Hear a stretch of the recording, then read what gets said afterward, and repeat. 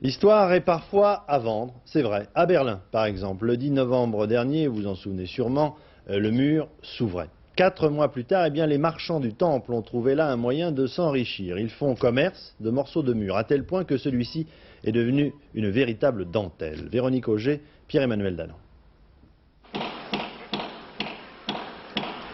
Le dieu Mercure de la porte de Brandebourg, ébahi devant ce mur de Berlin devenu lieu de brocante.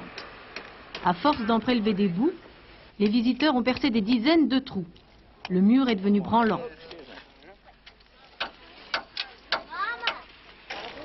À l'étalage, on vend le morceau entre 20 et 200 francs selon la taille. Pas de problème d'approvisionnement, un coup de peinture en guise de graffiti, on découpe et on livre tout frais. On peut aussi louer marteau et burin pour se servir soi-même. C'est moins cher mais plus risqué.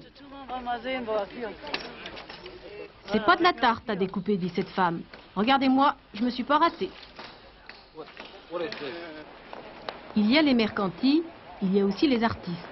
Jacques Simon, architecte paysager, est venu de Paris fixer du gazon pour stade sur le mur et peindre une fresque sur chaque bord.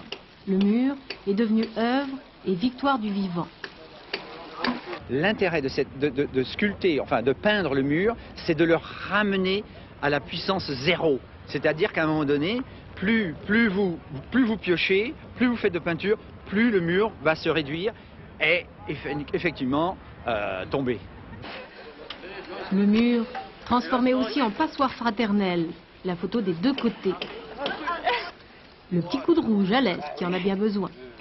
Quelques heures plus tard, les fanas de la pendeloque avaient fait des trous dans le béton, mais pas dans le gazon.